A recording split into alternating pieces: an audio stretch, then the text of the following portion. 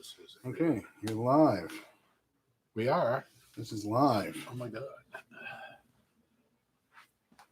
Hello. Hello, everybody. Oop, and then you stay there. I come in a little like this. A little bit like, very professional operation we got going here. Yeah, we got to hire a cameraman. Yeah, the budget will not allow for that, unfortunately, at this point. The budget will not allow for that. And then there's me. That's distracting. Here, yeah. You say that every week when I forget to turn down my tablet. You say that every week when I forget to. Hi, everybody. It's Gary's Guitars, and this is our weekly hangout question and answer guitar talk time. March 24th, 2021. 21. We should number these two. This is probably the 5th or 6th. 5, I think. Could be 5, yeah. Good, close enough for now. So once again, be sure to say hello in the comments. That's important. Just kind of check in a little bit, and then also ask questions and give us topics to talk about. We didn't quite do our homework this week, and we didn't do much preparing. I got a few ideas for what we can talk about, but we want to talk about what you want to talk about. And so definitely send us a message, and then of course the usual YouTube stuff. Like it because that helps. If you hit the like button, then it helps other people see it, and then what does it mean when people say and ring the bell? Okay, the bell is for notifications, so that people actually get live notifications when we go live. And that's even that's even like a more like that's a closer kind of connection, I suppose. However, ring the bell if you'd like, but we're not that intent on creating a YouTube media empire. Anyway, and also so here's the thing. Maybe this is a topic to start with about social media and why. We do this for a couple of reasons. One is just because it's fun. We both like watching YouTube anyway. Yeah. So we don't watch TV. We watch YouTube. We'll do our YouTube thing. And then also, it's a good way for me just to get Gary on the record. He's been in this business for 40-something years. I was just talking about that with a customer. I started spinning some story that I've spun 100 times. And his jaw dropped. And, you're such a wealth of... Yes. So and the only way to get this information out of Gary is just slowly pry it out of him. You can't say tell me all about guitars. It just doesn't come out. It has to much information. Yeah, it just has to come out little by little. So, so there's that. But that's one reason this YouTube thing is good. Secondly, it kind of gives us, if we can make our YouTube thing a little popular, it can give us our store an advantage. Mm-hmm. In the world, you get a little notoriety. It actually happened. I was walking, and it wasn't from this Gary's Guitars channel, but I have another channel where I do microphone demos. It's called Microphone Boutique, tie-in, crossover. Anyways, it happened when I was walking down the floor at NAMM, and it happened twice at NAMM. People recognized me. I just heard Mark, and I turned around, and I'm like, who are you? And so that's kind of cool too. Frank from CBI. We talk on the phone all the time. Oh, there's that too. Yeah. So to put a face to the name as well. So let's talk about guitars. That's what we're here to talk about. We got one. I talked to one of our regular customers, Peter. Everyone out there knows Peter Squires, a guitar enthusiast, pedal enthusiast too. And so I'm like, hey, give us a question for the show, and he did. So the question was, is the distortion in a solid state amp the same thing as a pedal, a stomp pedal distortion? And the answer is, I thought, sorta. Yeah. Just simply, sure. Yeah. When you hit that button, what happens? On the amp, you're turning on a little distortion circuit. Yep. I guess so. It's some sort of distortion built into the amp. So this is not the JHS show by any means, but I know a little bit about pedals, and I'll say there's a few different kinds of distortion. There's different ways of getting distortion, but one is preamp distortion, and that happens in a solid state amp. It's really easy to get that overdrive. That's why our pedals have chips and transistors in them. You stomp on it. They use very low voltage, and they do kind of really cool things. And so, it's a solid state preamp. And for all you tube enthusiasts out there who love to use pedals, you're solid stating at the same time. Well, unless you got a tube overdrive. Oh, don't get me started on that because most tube overdrive pedals have a tube in them that lights up, and the Behringer one actually has an LED behind it to make it light up even more. Right. They're just barely on. They'll often have a chip or transistor in parallel with the tube. So there is tube compression, tube tone in all of them, but a lot of them I see, if you really look inside them or look at the schematic kind of thing, it's there's some chipping going on as well. So is that like having a solid state bass amp with a 12AX7 in it? Exactly, that's that So same it kind of thing. warms it up. Yeah, and then those are often kind of because a tube does not put out it puts out a lot of wattage actually. Not to mention it, a 12X7 can put 1 to 3 watts out, but generally gain wise, it doesn't give you that that the kind of gain like a chip can give you.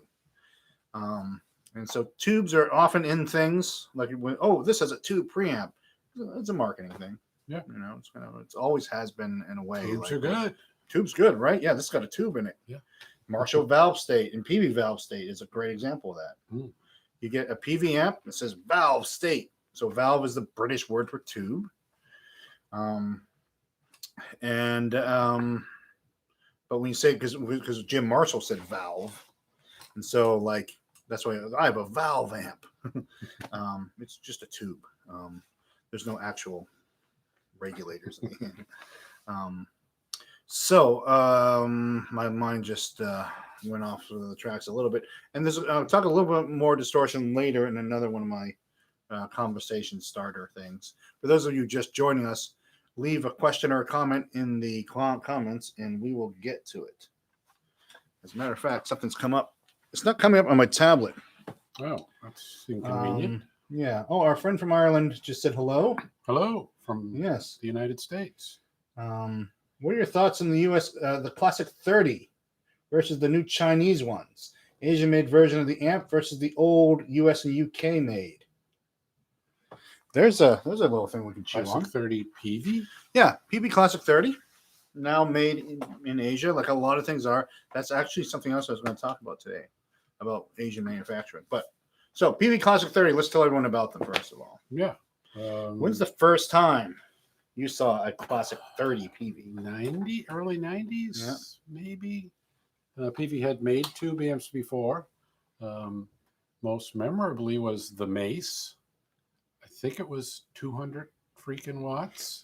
It was really loud and heavy. Then the Classic 30, I remember, is one of the first non-Fender style reissue. Well, it's not really a reissue because PV hadn't made it before, but and they were pretty instantly okay. Kind of pulled PV up by the bootstraps a little bit. It's a company that their stuff was great for the money. This is sort of a real amp. Let's see. And I don't know when. Yeah, when they went to Asian manufacturing on that happened. Like all right, 10 years ago or so. I have a few things to say. Oh, we sold our Classic 30 already, so we had one in the store for sale. Yeah. I like to call it the Blues Senior because it's a lot like the Blues Junior, but twice as loud. So PV kind of got to that before Fender did. It uses the EL84 tube. They burn through tubes because they run them pretty hot to get the so the output tubes really I just know Paul McDonough, who I've known for years. He had a Classic 30, and I would give him tubes because I used to smuggle tubes from Russia. That's a whole other story. But he could go through a set of tubes in a year pretty just. Those tubes are bad again, and just hot bias. And getting like 15, 20 watts out of them. 15 out of the pair, so 2 pairs for 30, which should be. But I mean, they're loud amps, right? Anyways, I think the real crux of this question is also Asian manufacturing versus U.S. manufacturing, and is there a quality difference? They've made a lot of other changes, and PV might not be the best example of that because PV has made some decisions at the corporate level as far as quality and what they want to make. I don't know if I've ever thought that PV made top quality stuff. Wait a minute. Okay. Okay, I can understand that because as someone who was around in 1980. But do you remember? Of course, the PV Classic, the 50-watt Fender, kind of type of amp. Remember, the big 2-speaker twin, basically PV made. The PV made. Yeah. Yeah. People were playing them. People still play those. Oh, this is the best one. When Mike Tilley's uncle, it was a Skip. No, or Gary. No, There's a bunch of Tillers. Oh no, Gary. Yeah, yes. So was it? I can't remember if it was Skip or Gary actually, but he's a great musician. They both are. All the Tilleys are great. And Sharon Jones, their cousin or sister, I don't even know. But anyways, musical family from around here. He came in to sell one of his PV amps, a tube amp, 4x10 or something. And he was like, I bought this because I saw Sly and the Family Stone. It was the loudest concert I ever heard, or the best concert I ever heard, and they were using these amps. So there are a lot of people. I saw Dire Straits using PV amps on YouTube. Okay, so PV, some of the older PVs deserve respect. Oh, yeah. So, they're fine. Yeah. Just not saying they're world class. So I guess in answer to the whole question is probably get the used American made. I don't have a lot of experience with the new Asian made. I have a lot of experience with some other new Asian made amps that are great. Some companies are just doing, when you look at a Jet City compared to a Soldano, it's as good, and it's a lot less money. Yeah, I've been saying for quite a few years now that when asked this question, is the Asian stuff as good as the American stuff? Sometimes it is, but we're still pretty far away from knowing its longevity. And my guess is that, the 1932 Gibson or Martin guitar that's still fine and will still be fine in 300 years is probably a lot longer than you're going to get out of the good Asian clone of that. It might still last 40 or 50 years, which is great. But that's another topic that I was talking to someone about, just guitars in general. And we expect guitars to last for generations now. Yeah, they do. It's because they did, but it's an unreasonable expectation. Right over there is a 1959 Dan Electro that cost probably $69. That was new, which was $690. If it was cosmetically perfect, it would be in perfect condition. Yeah, that's true. It's and it'll probably still be that way in 100 years. All right, let's do a little catch up for a second. Chris Lammy said Johnny Ramone's first two amps are the Mike Matthews Freedom 4x12 combos.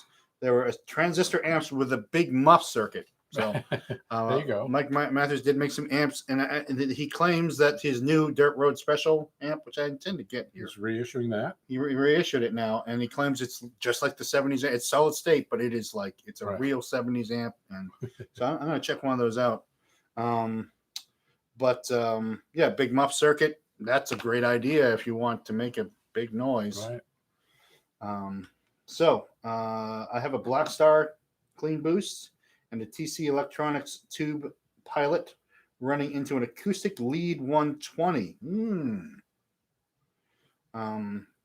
With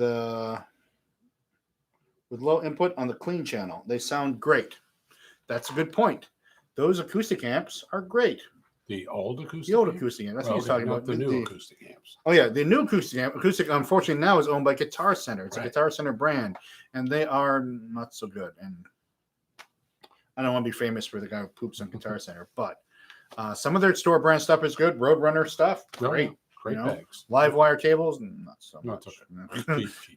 And then the acoustic, but the vintage acoustic amps, tremendous. Here's a little story. John Paul Jones used acoustic amps because they were the ones that didn't blow up. Touring with Led Zeppelin, he blew up Sun amps. He blew up every amp that companies could give him. He played the acoustics and they didn't blow up, and that's why it was his choice. Yeah. So, what you're experiencing, and what you're experiencing with your setup with the Black Star and the boost and the TC going to that clean amp, and you're experiencing headroom. When you have a phenomenal amount of headroom, that 120 watt amp, and you're using 10 watts of it, you just get a lot of expressiveness because you're never anywhere near your amp's limit to. There's no compression. Reproduce sound. Lead. Yep, that's why a lot of home hi-fi people have those. Will have the 300-watt amps and stuff like Right. that, and they're only using 10 watts of it, but you do get an effect from that. Okay, and then someone said, "That's what I got. It's nice. Not sure if the neighbors are so fond of it." The 120-watt amp. Right. Oh no, he's talking about the PV, the USA PV. That was Oh. our man in Ireland there. Oh. Yeah, they are.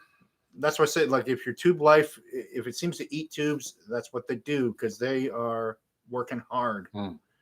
But that's an overworked amp. Sounds cool. So that's a little flurry of comments there. We've caught up on the comments for now, but once again, if you're watching, leave a comment with a question or just some kind of interjection into this. Talk about your thing, and then we'll it's a dialogue. Talking a lot about distortion, and do you have any before I get into my I was just thinking about amps running at high voltages, which is Ampeg. Ampegs are notorious for, I think they might be the highest voltage amps. As far as like wattage, or like highest voltage as in having 500 watts of B plus, 500 volts of B plus, or Now I'm trying to remember if they burn through tubes. The SVT, not really. No. SVT gets a fair. I mean, SVT is ridiculously powerful. 300 watts, they claim. Yeah. Ridiculously powerful. 300 real watts. Yeah, that's also proceed volume. That's a whole other part of this talk, I guess. And then so early Ampegs not so loud. Yeah. Well, nothing was until the late 60s. That's true too. Until people realized the SVT came out, isn't it? It made everyone get louder. Oh my god! Oh my god! That bass is so loud. I need a. But yeah, they came out with some powerful amps in the early 70s. That the V series there. Yeah. The what's that one called? I had one for a while. It's like the V4V, but V4. It's the V4G or something. And that was that combo. That weird. You ever see that flip top combo with two 12s? No, I didn't see the 212 flip. Yeah, there's their version of the twin. Yeah, weighs 195 pounds or something. 212s, flip top head, all tubes. Oh, I need one of those. I've only ever seen one. I didn't know they existed until this guy walked in with one. What is that? He flips it over. Oh my god! And that was a good 100 watts. It was probably really 150 or something. I have a 12-watt amp that would make you leave the room. Yeah. That's the Citation amp. Are you familiar with that one?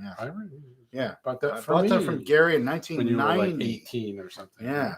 Not quite 18, but I was young at the time. I still got it. Still works great. One of the best amps ever. You got it.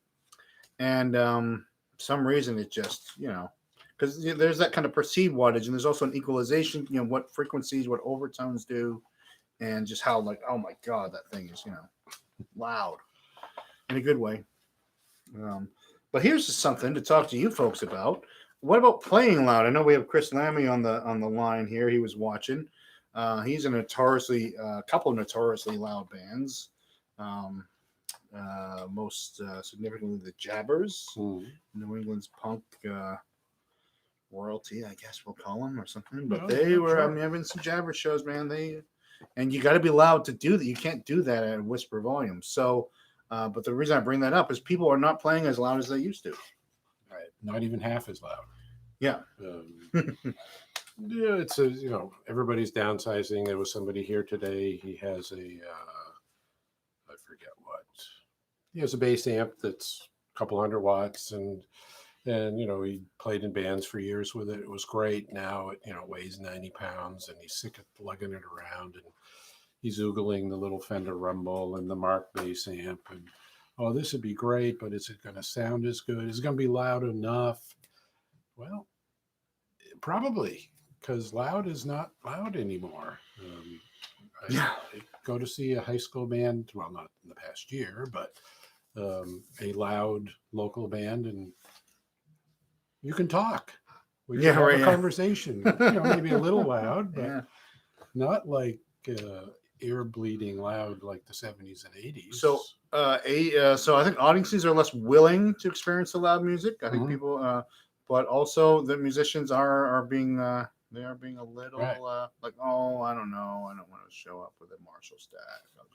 I remember somebody in the crowd yelling up at me. I played bass mostly, yelling up at the band, "I can't feel that bass in my stomach. Turn it up." And he wanted my bass punching him in the stomach. Every time you hit a note. Okay, sure, I'll put the SVT on 6. It's okay with me. I played a gig a year and a couple months ago, and there was this. It was up in Maine on the coast, and at the was it the opera house there? Is it the Booth Bay? Yeah. Anyways, no, not quite far up the bar. Right. Anyways, the sound guy was having a little. He was there doing it all by himself. It was a big theater. He's having a little trouble getting things right. And after the first song, a guy gets up and he says, "Turn down that expletive bass." And we're all like, well, nothing against the guy over there. He does the, this is not that loud, and we don't know, we can't help you right now, buddy. He got up and left. Yeah. He was so upset that the bass was too loud. So there's the other side of it. It's the age-old bass dilemma, which I learned many years ago from somewhere. See if I can remember. It takes the average electric guitar note to develop 6 inches to develop to full volume. Takes the average bass guitar note 20 feet to develop to full volume. That may not be exactly right. But it makes perfect sense to any bass player who's playing in a rock band, who's playing along and he can hear his bass fine, and they're turn the bass down, turn the bass, from 20 feet away. So the you quietest turn the bass down until you can't hear it, and that's better. The quietest place in the room is standing next to the bass amp for bass. Yeah. It's just shooting right past you. And I deal with this too on live sound stuff. I often say, like, if you can't, just point the amp at yourself. Right. And because PAs are so good, everything in the bass can go through the PA if it has to. But if you can't hear the bass, just turn your amp around and it becomes your monitor. Which is why we sell so many of those Fender Rumbles, because it essentially, little gigs, you can bring it. If you got a big gig, just use it as your monitor and plug it into the DI. Because PAs are just better. Oh, we do have another question about the Vester guitars. Any experience with Vester guitars? About that much? And tell me, I don't even know anything about Vester. Me either. I worked on one. Vester electric guitars. I don't think they're made in the United States, but I could be wrong. I haven't seen one in 10 years. There aren't many around this area. So what kind of guitar was it? I vaguely remember it as somewhere between a Strat and a Parker Fly, kind of modern looking, good quality, not fabulous. Definitely a Shredder's guitar. But I could be wrong. It's been so long. I've seen, now that you mentioned this, ringing a bell about like a very like dignified shredding. Yeah, you could play jazz on it if you had to, like not really like only for shredding. Right. Don't know much about them. Does anybody? A Korean brand that was discontinued. Yeah, that's sounding familiar too. Huh. We talked about Korean-made guitars last week as well. I think we were talking about guitar countries manufactured. Koreans make great guitars. That's for sure. I have an Epiphone. Well, I have a Gibson. I have an 85 Gibson 330 and an Epiphone 335 from Korean made from the 90s. I pretty close. Not even close. No, it sounds different because the 330 is full hollow. Right. But like as far as like quality, like overall quality, it's the Korean made one is really in some ways better. Yeah, well, and that's sacrilegious to say, but 15 years ago or so, I was on the edge of not buying any Chinese guitars because they weren't very good. Yeah. But they got better. So at this point in time, a cheap Chinese guitar is way better than a cheap anything guitar was. Yeah. Not that long ago. Cheap guitars are a lot better. Yeah. I remember my first American guitar and it was awful. It was, one of those, the guitar teachers, well, it'll build up your finger strength. Okay, I don't know any better until I played something that played right better. But Yeah, it's kind of a non-issue now, at least in terms of quality. There may be Yeah. some political problems here, but Yeah. Well, there's someone who said this to me the other day. He was like, "Oh, I don't want a Chinese guitar. We have like essentially what I call too many Chinese guitars right now because the Squire, just because I like to have a variety of things. And I like to have more local things. And we used to have a lot of Godin family guitars, and they're from Quebec nearby, but they're just out of stock on everything. And so we have these, some other brands that are actually, are Chinese made, and they're great. right, But a guy said, "Well, I don't. You seem to be a conservative dude," and he was just, I just object to the Chinese making our right, stuff. And it's like, well, do you have an iPhone? And of course, the right. answer was yes. Oh, it was 7 or 8 years ago. I read in one of the trade magazines when I was still getting used to the idea of Chinese guitars being okay. Was you really have no choice because at that time 70% of the guitars in the world are being made in China. So okay, if I want to sell guitars, I guess I'm selling Chinese guitars.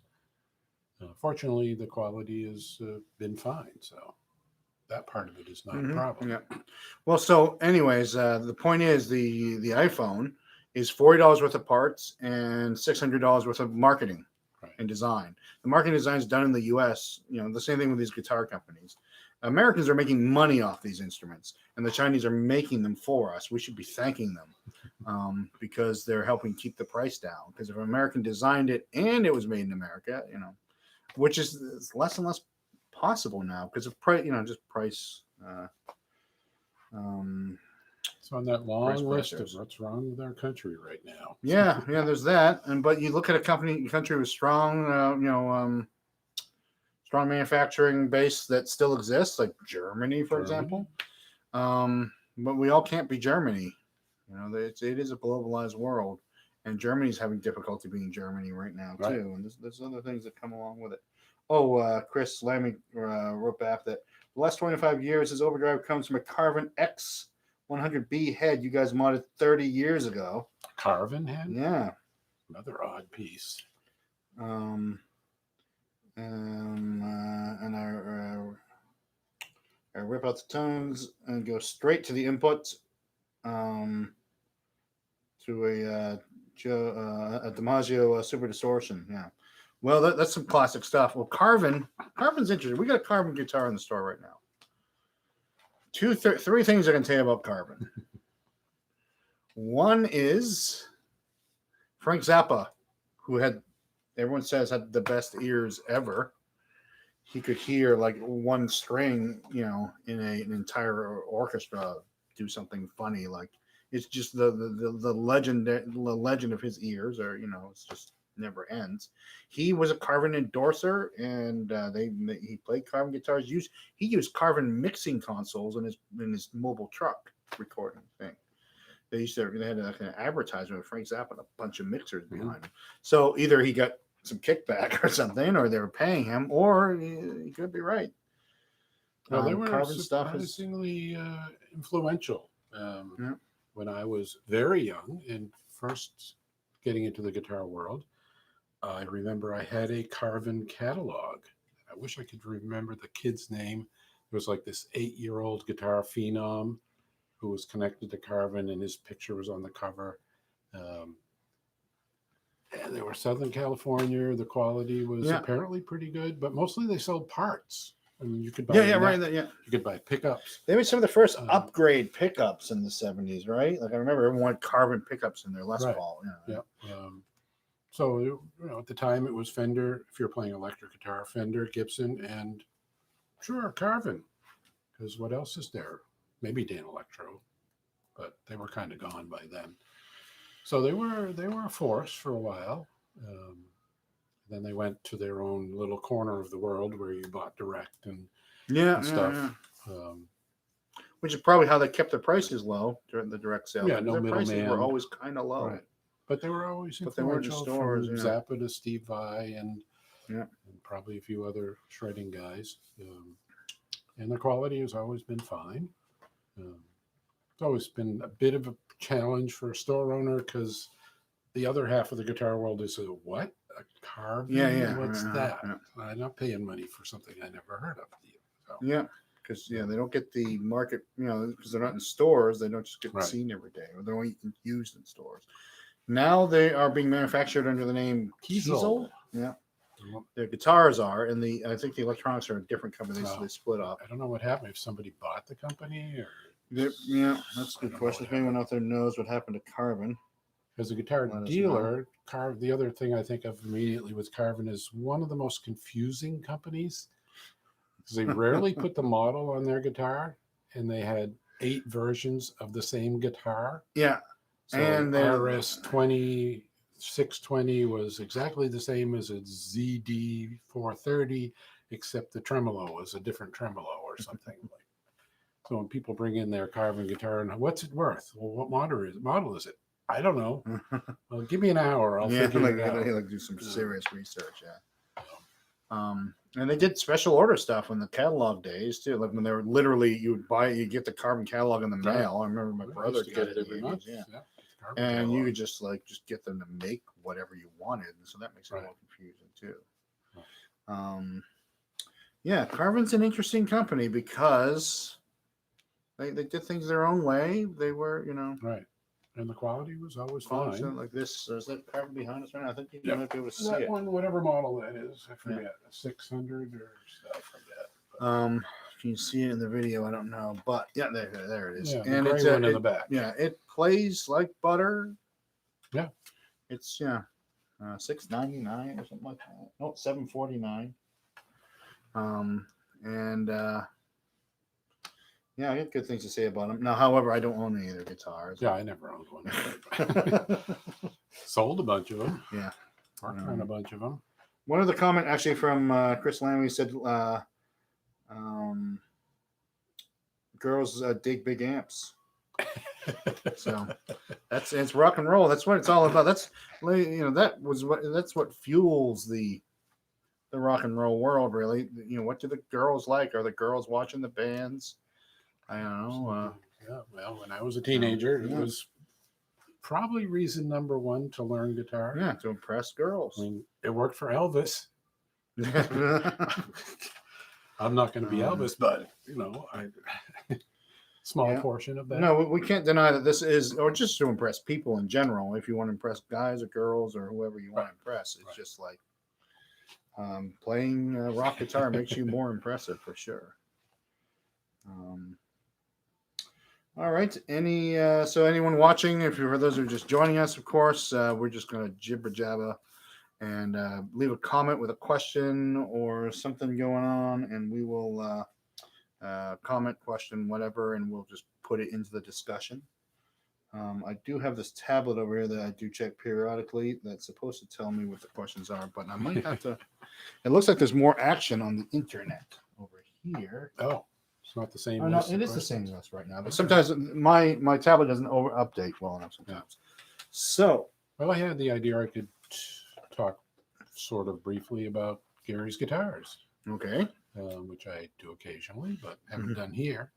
In 1989, after leaving another local music store, which I'd managed for a few years, and being a local working musician, I had the idea of opening a guitar store, one that was a little more responsive to the local musicians.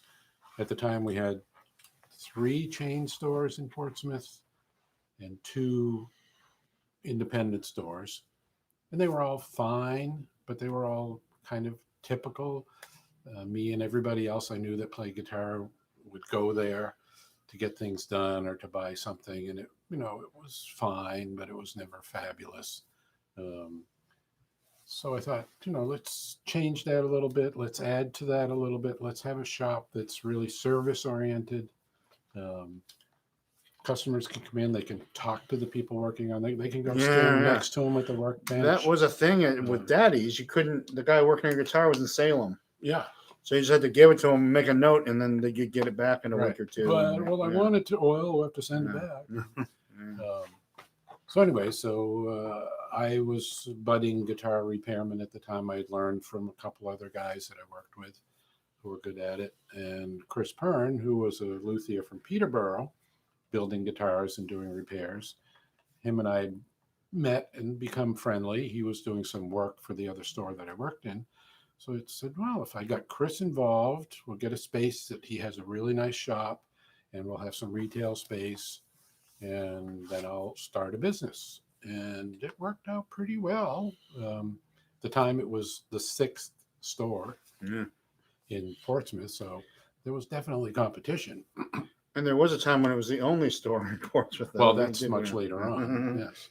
After the So fall of then Daddy's. Mark showed up actually not too much longer after that. 92, 93. Is that when you bought that Beetle bass? Oh no, the Beetle bass I bought from Guitar Warehouse. Oh, that's right. It was before. That was Gary's 86. Guitars. But Okay. so I first visited Gary's Guitars when I bought the Citation amp. Okay. I was driving down Islington Street and your big sign actually caught my eye. I'm like, oh, what's this place? Oh, yeah, you're the guy from that other place. And I was like, I need an amp. I was borrowing my brother's PV and it was embarrassing. Right. It was a PV Bandit or something like that. And then I bought the Citation. Right. And then I haven't been embarrassed since. So Mark showed up fairly early on as a customer, but as I remember it, he may be able to add if anybody's interested. He was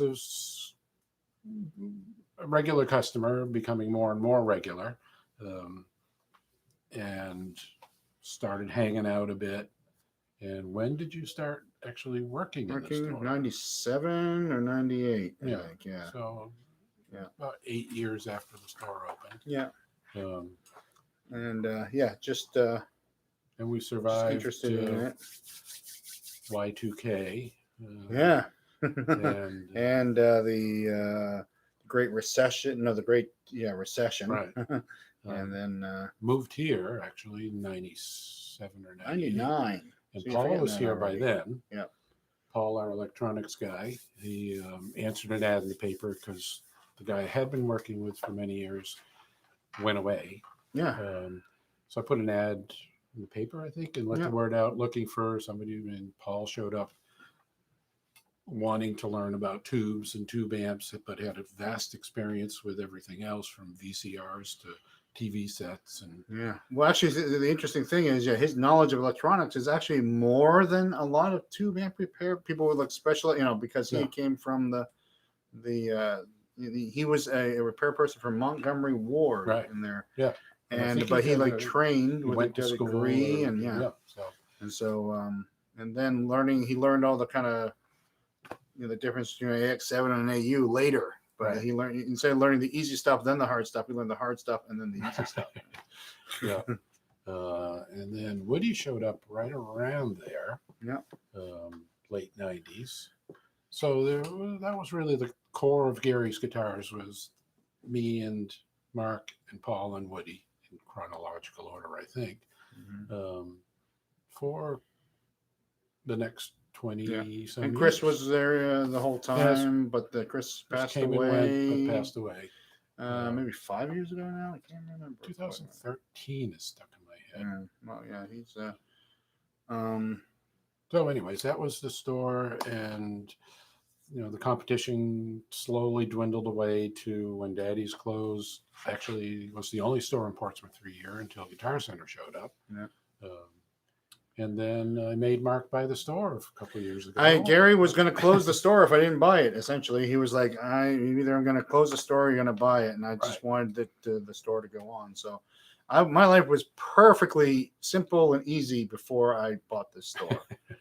And haven't made a penny since, but it's fun. You got to be in the guitar world for the love of it, I think. And that's kind of that's maybe the only thing missing at Guitar Center on a corporate level is the love of guitars. Guys in the stores have a love of guitars, but I don't think they're driven by a love of guitars. Well, they're driven by the equity firm that owns them, telling them to keep growing. Daddy's had the same problem Guitar Center has. They didn't treat their employees well enough. Yeah, some employees left too often. The end of my story was, so I owned Gary's Guitars for 30 years approximately. And for 23 of those years, it was me and the same people. For years, people would come in, do you need any help? Sorry. I'm the luckiest small business owner in the world. my youngest employee here has been here for 15 years. Yeah. People come, they stay, we get along, we do a good job, everybody's happy.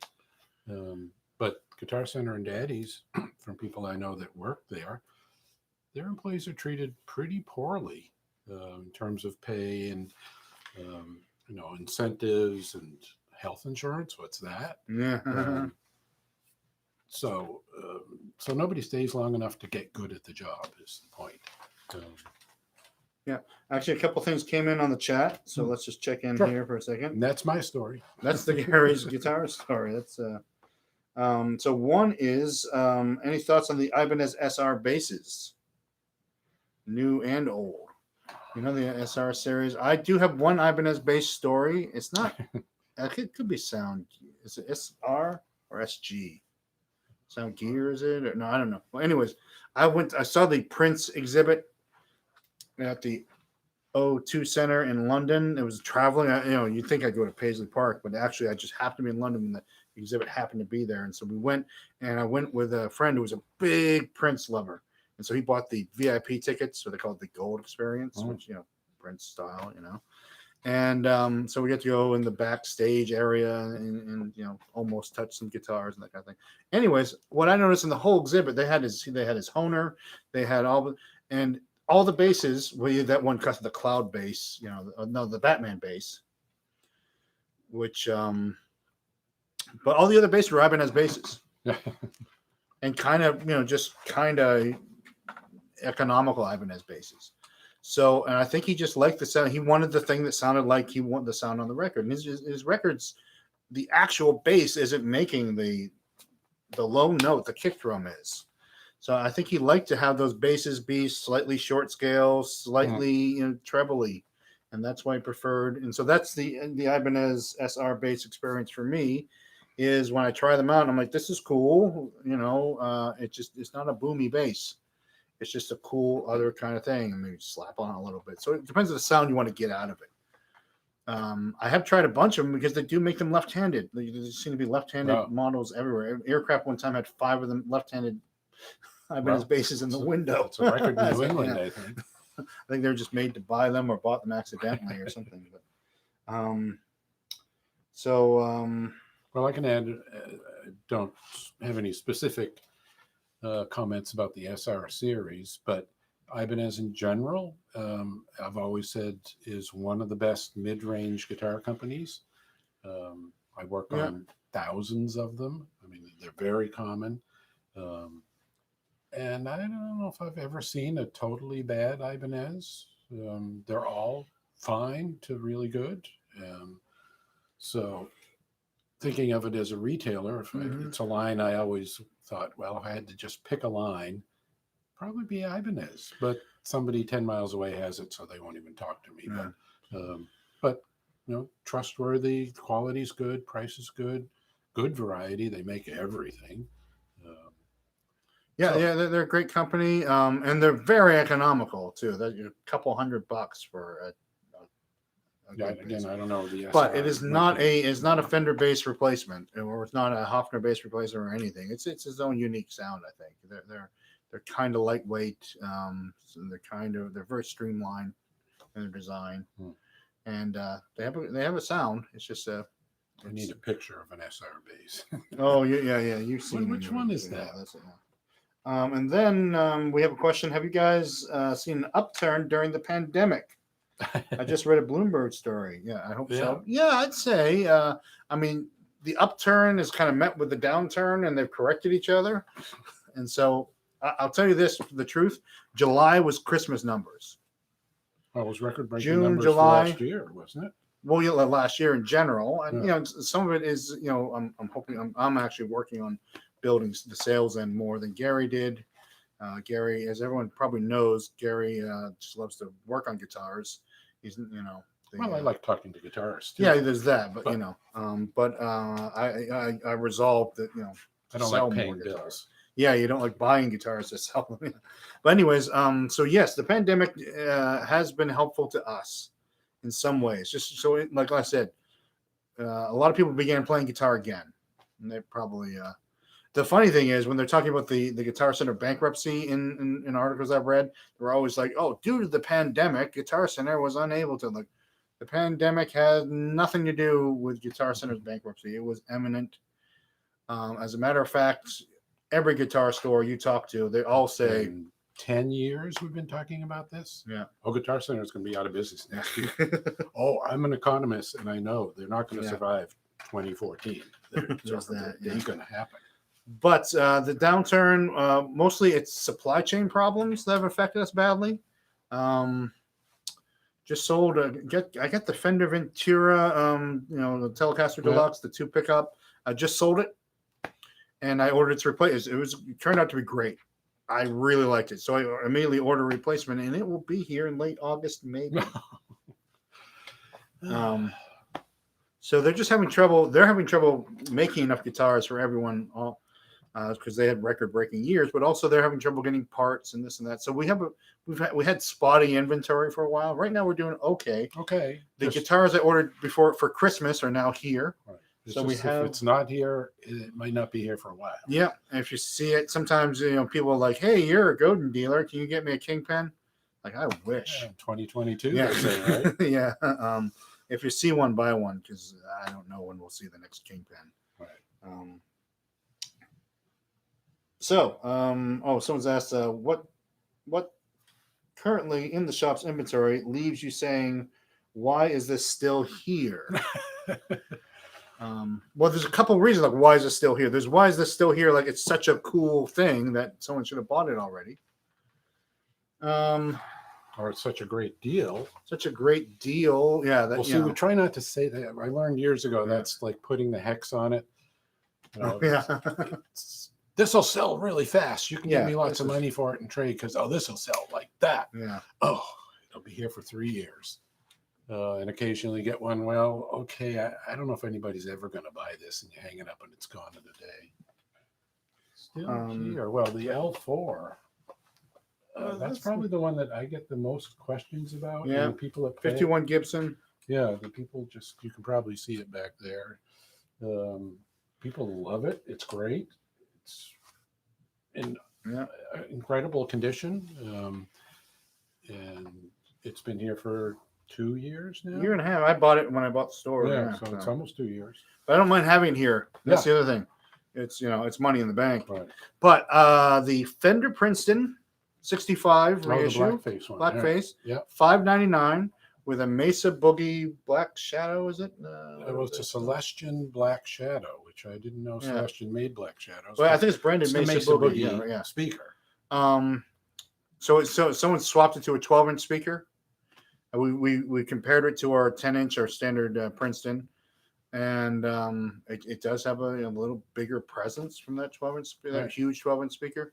It's a Princeton. Princeton's the hottest thing on earth right now, and it's $5.99, and no one's bought it yet. So get in here and buy it. It came in used on a trade. So here's the other thing: every once in a while, when someone perceives something cheap, they worry. When we buy things cheap, we sell them cheap. We're not really we're not that kind of store. And I know of a couple of stores in a 60-mile radius of here where it's that old-fashioned, I got the best stuff and you got to pay for it. The Norman's Rare Guitars, one time he said, I paid too much for this guitar and so can you.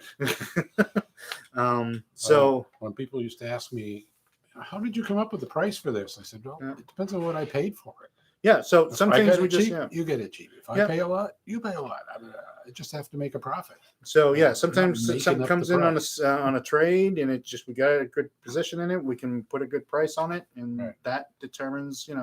We like to have competitive prices with the internet world. We double check everything on Reverb and eBay and other stores. So eBay, which didn't exist 30 years ago, has become the price guide. The price guide.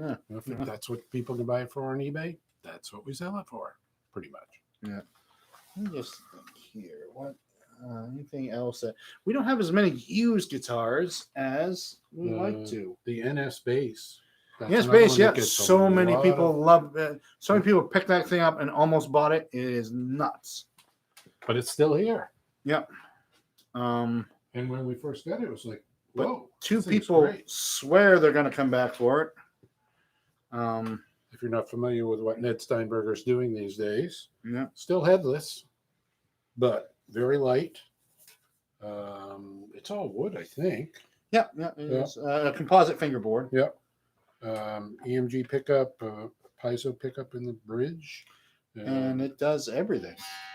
The guy I know, so when I got it, I was like, Rob Gary, hey, you got to check this out. He goes, oh, I already got one. Because it's the ultimate, if you're in a wedding band and you got to play every song on earth for 4 hours, it does everything. Yeah. You can make it sound like an upright. You can make it sound like a Fender. You can make it sound like a punchy funk bass. It's just got a lot of. That's the wave, right? That's the radius, wave radius. Wave radius bass. And so just before the pandemic, I met with Ned Steinberger. We talked about selling more of his guitars. He's here. in Maine now. Yeah, he actually lives in Central Maine. Well, not 15 years now or something. So Yeah. So he's a Mainer. First time, let's see. I became a Steinberg NS dealer. He can't use his name anymore because Gibson gave him $1 million and took his name. And he was very sorry he did it. But I sold a few of his electric upright basses, and one in particular, he called me the day before. He said, if you want to tell your customer who's buying it, it was a special order, tell him I'll deliver it tomorrow. I'll be there at 2:00. So I called, you want to meet Ned? 2:00 tomorrow. Ned came in, spent an hour with the guy, showed him everything, how to play it, what this does, answered a million questions, chit chat about basses and Tony Levin. And turns out Ned was on the way to Boston to see Tony Levin. And what band was he in? Genesis? He was in King Crimson, but he played on it. He was playing. He was playing for Peter Gabriel at the time, right? Because he's been Peter Gabriel's bass player forever. So yeah, great guy. Yeah, actually, I can say that too. We've hung out a couple times, and just and the kind of guy you can tell he's a genius, but he's one of those geniuses who also has the time for, he organizes his time in a different way. He's a busy businessman kind of guy, but if something catches his imagination, he'll follow that and he'll discuss it. And so he just sat and told me all sorts of wonderful things. I should have written them all down. So we'll try to get him to come as a guest sometime. We'll probably do it. There, if he does come down this way once in a while. Yeah, well, if you're in the middle of Maine, Portsmouth is next time destination. Over, so I know. Michael Sullivan said I ended up buying a lunchbox amp after Mark used that phrase in the shop walkthrough for a while. I guess we got it cheap, so you can buy it cheap. Or we pay too much for it, or so can you. That is a if you haven't seen the Norman's Rare Guitars YouTube channel, it's pretty good. Oh, and my favorite one was when he took us to the storage. Yeah, and there's like a container, and he's like, "This is the 63P basses," right? And they open this container door, and it is just full. That's where they all went. Yeah, he's just since 1971, he's been buying everything. And he's, and he sells for real money too. He's not giving the stuff away. He's got one of these. So the U2 that we're selling for $699, he has for $1,500. It's the only one the only other one I've seen on sale. I should sell it to him for $699. I'll give you $9. But no, I'm sure he buys low too. But some guys you get the best stuff and you sit on it, and eventually someone's going to have it. But that's not the business model at work here. This goes back about 5 minutes ago when I said there's another store, not mentioning any names, in Salem. Oops, no. Where the guy's got everything and he's got great stuff. And well, actually, I'll say this because it's a compliment, because I do love his story. He's a great guy. Bill's Music, and the world has come to meet Bill's Music prices actually. Because the vintage craze on certain things, like his prices have not climbed as much as the vintage market has climbed. So his prices are kind of right now. Yeah. I should go down and buy some of those, because it was like, I was like $500 for a Fender Champ. Oh, buddy, come on. But now it's like I'll buy 5 of them for $500. Yeah. I'm sure his price has gone up a little bit, but Fender Champs are selling for a lot of money. But that's a great old-fashioned music store too. Right. Yeah, I don't know when the last time you've been there, but music store safaris are harder to do. Yeah, There used to be a music store in every town. You just keep pulling to another town. And Yeah, I think there used to be 50 to 60 music stores in New Hampshire. I bet there's 20 now. yeah, and 2 of them are Guitar Center. Yeah. Yeah. Let's see. What time? Oh, we're running out of time. I think we're coming up on the 7 o'clock hour. Any last minute questions, comments, all that? So, once again, like, subscribe, all that kind of stuff. Get a notification for next week's thing if you add us, follow us, and you'll get notifications, and that will lead to more of this happening. And I also wanted to say you can watch these after the fact if you miss some, because some people are watching this not in real time too. Some people start at the beginning 10 minutes late and they're actually just kind of catching up. Oh. But don't tell them it's almost 7 now. Well, now there's 4 other videos they could watch. Yeah. We got other, if you like, just because that's what I do when I'm cooking my dinner. I just put on some YouTube and listen to someone yap, and it's kind of fun, and it's good laid back information. We got a few people saying thank you, so that's good. And they're watching. Yeah, we got other videos on YouTube that's not these, like information videos. So the important thing is stay in touch. Instagram, Facebook, and YouTube, and all that stuff. Just because we like guitars, and so do you. So once again, thanks for watching, and we'll see you next Wednesday, 6 o'clock. Should be the usual time, and just watch out for more information on all those platforms, and we'll see you soon. Yes. All right, stand by for the end. Say good night, Gary. Good night, Gary. Toot Fini. And Auf Wiedersehen.